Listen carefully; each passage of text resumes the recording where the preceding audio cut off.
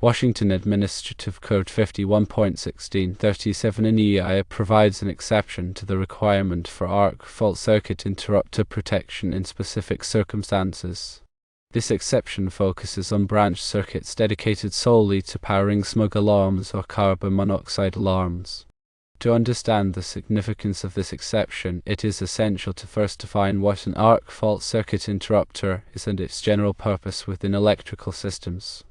An arc fault circuit interrupter, commonly referred to as an AFCI, is a safety device designed to detect and respond to dangerous electrical arcs in a circuit. Electrical arcs are unintended discharges of electricity that can generate high heat and potentially ignite nearby combustible materials, leading to fires. AFCIs are designed to mitigate this risk by quickly interrupting the circuit when an arc is detected, thereby preventing a fire from starting. The National Electrical Code, or NEC, mandates AFCI protection for most 120 volts, 15 amps and 20 amps branch circuits supplying outlets or devices installed in dwelling units, especially in areas like bedrooms, living rooms, and family rooms. This broad requirement aims to enhance fire safety throughout residential occupancies. However, there are specific exceptions to this rule, recognizing situations where AFCI protection may not be necessary or practical. Washington Administrative Code 51.1637 in EI introduces one such exception, specifically addressing branch circuits that exclusively supply smoke alarms or carbon monoxide alarms. This exception states that arc fault circuit interrupter protection is not required in branch circuits that supply only one smoke alarm or carbon monoxide alarm. The rationale behind this exception lies in the nature of smoke and carbon monoxide alarms and their critical role in life safety. These alarms are designed to operate continuously and reliably, providing early warning of fire or carbon monoxide hazards. The concern with requiring AFCI protection on these circuits is that nuisance tripping of the AFCI could potentially disable the alarm, rendering it ineffective and compromising safety. Firstly, smoke and carbon monoxide alarms are designed to be highly reliable and draw very little current. The likelihood of an actual arc fault occurring within the alarm itself or in the dedicated wiring to the alarm is extremely low. Secondly, the primary function of a smoke or carbon monoxide alarm is to provide continuous monitoring for life safety. Nuisance tripping of an AFCI, even if infrequent, could disable the alarm without the occupant's knowledge, negating its protective function. It is more important to ensure the continuous operation of the alarm than to provide arc fault protection in this specific instance. Thirdly, dedicated circuits for smoke and carbon monoxide alarms are typically wired with care and attention to detail to minimize the risk of electrical faults. These circuits often use non-metallic sheathed cable, commonly known as Romex, which is installed in accordance with code requirements to prevent physical damage and ensure proper insulation. Fourthly, the exception in WAC 51.1637 in EI is narrowly tailored to apply only to branch circuits that supply only one smoke alarm or carbon monoxide alarm. This means that if the circuit also supplies other outlets or devices, the exception does not apply and AFCI protection is required. This limitation ensures that the exception is not misused to circumvent AFCI requirements in general. To properly apply this exception, several conditions must be met. 1. The branch circuit must supply only one smoke alarm or carbon monoxide alarm. If the circuit supplies any other loads, such as lighting fixtures or receptacles, the exception does not apply. 2. The smoke alarm or carbon monoxide alarm must be hardwired and permanently connected to the branch circuit. Battery-operated alarms are not covered by this exception. 3. The wiring for the branch circuit must comply with all other applicable requirements of the National Electrical Code and the Washington Administrative Code, including proper wiring methods, overcurrent protection, and grounding. In practical terms, this exception allows electricians to install dedicated circuits for smoke and carbon monoxide alarms without the need for AFCI circuit breakers. This can simplify wiring and reduce the likelihood of nuisance tripping while still maintaining a high level of safety. For example, consider a new home construction project where the electrical contractor is installing smoke alarms in each bedroom. The contractor can run a dedicated 120 volts, 15 amps branch circuit to each smoke alarm without the need for an AFCI circuit breaker. This simplifies the wiring and reduces the cost of the installation.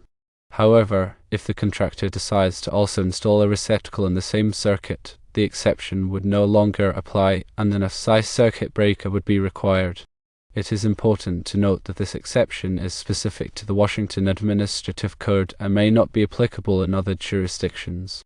Electrical codes vary from state to state and even from city to city, so it is essential to consult the local electrical code before applying any exception. Additionally, even if the exception is applicable, it is always prudent to consider the specific circumstances of the installation and make a professional judgment as to whether AFCI protection is warranted. In some cases, it may be advisable to provide AFCI protection even if it is not strictly required by code. In summary, Washington Administrative Code 51.1637 in EI provides a limited exception to the AFCI requirements for branch circuits dedicated solely to powering smoke alarms or carbon monoxide alarms. This exception is based on the understanding that these alarms are critical life safety devices and that nuisance tripping of AFCIs could compromise their effectiveness. To properly apply this exception, it is essential to understand the specific requirements and limitations outlined in the code and to exercise professional judgment in determining the appropriate level of protection for each installation. Always refer to the latest version of the National Electrical Code and the Washington Administrative Code for the most up-to-date information and requirements. Additionally, consult with a qualified electrical inspector or engineer if you have any questions or concerns about the application of this exception. The NEC, or National Electrical Code, serves as the cornerstone for electrical safety standards in the United States. It is a comprehensive document that outlines the requirements for electrical installations, covering a wide range of topics from wiring methods to overcurrent protection to grounding. The NEC is updated every 3 years to reflect the latest advancements in technology and to address emerging safety concerns. While the NEC provides a national standard, it is often adopted and modified by state and local jurisdictions to meet their specific needs and conditions. Washington Administrative Code 51.16 serves as the state's adaptation of the NEC, incorporating amendments and additions that are specific to the state of Washington. It is crucial for electricians and electrical contractors working in Washington to be familiar with both the NEC and the Washington Administrative Code to ensure compliance with all applicable requirements. The NEC and the Washington Administrative Code are not static documents. They are constantly evolving to address new challenges and to improve electrical safety. It is important to stay up to date on the latest changes and revisions to these codes to ensure that your work is always in compliance.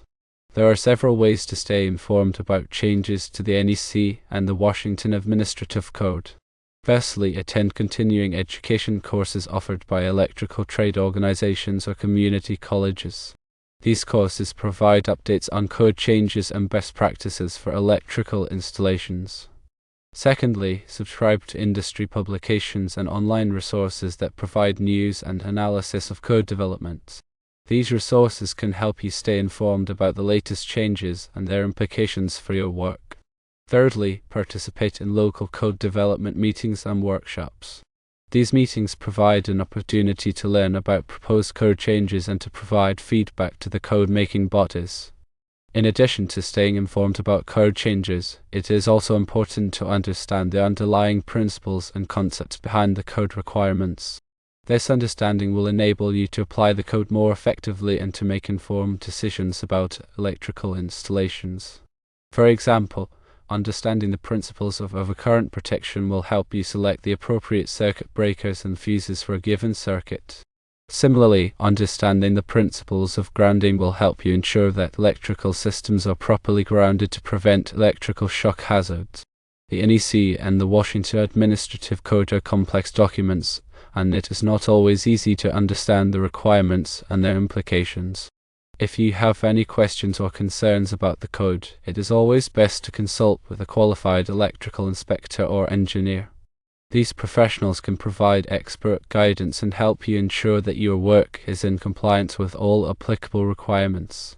The exception for smoke alarms and carbon monoxide alarms in WAC 51.1637 and EI is just one example of the many exceptions and nuances in the electrical code. It is important to be aware of these exceptions and to understand when they apply and when they do not. Misinterpreting or misapplying an exception can lead to code violations and potentially compromise electrical safety. In general, exceptions to the code are narrowly tailored and should be applied only in the specific circumstances for which they are intended. It is always prudent to err on the side of caution and to provide additional protection if there is any doubt about whether an exception applies. Electrical code is not just a set of rules to be followed. It is a living document that reflects the collective knowledge and experience of the electrical industry. By understanding the code and its underlying principles, you can contribute to a safer and more reliable electrical infrastructure. Remember that electrical work can be dangerous, and it is essential to take all necessary precautions to protect yourself and others from electrical hazards. Always energize circuits before working on them and use appropriate personal protective equipment such as gloves and safety glasses. If you are not qualified to perform electrical work, it is always best to hire a licensed electrician. Electricity is a powerful force, and it should be treated with respect. By following the electrical code and using safe work practices, you can help prevent electrical accidents and ensure the safety of yourself and others. Finally, remember that the electrical code is not the only source of information about electrical safety. There are many other resources available, such as training courses, safety manuals, and online resources. Take advantage of these resources to expand your knowledge and improve your skills. The more you know about electrical safety, the better equipped you will be to protect yourself and others from electrical hazards. Stay safe, stay informed, and always follow the electrical code.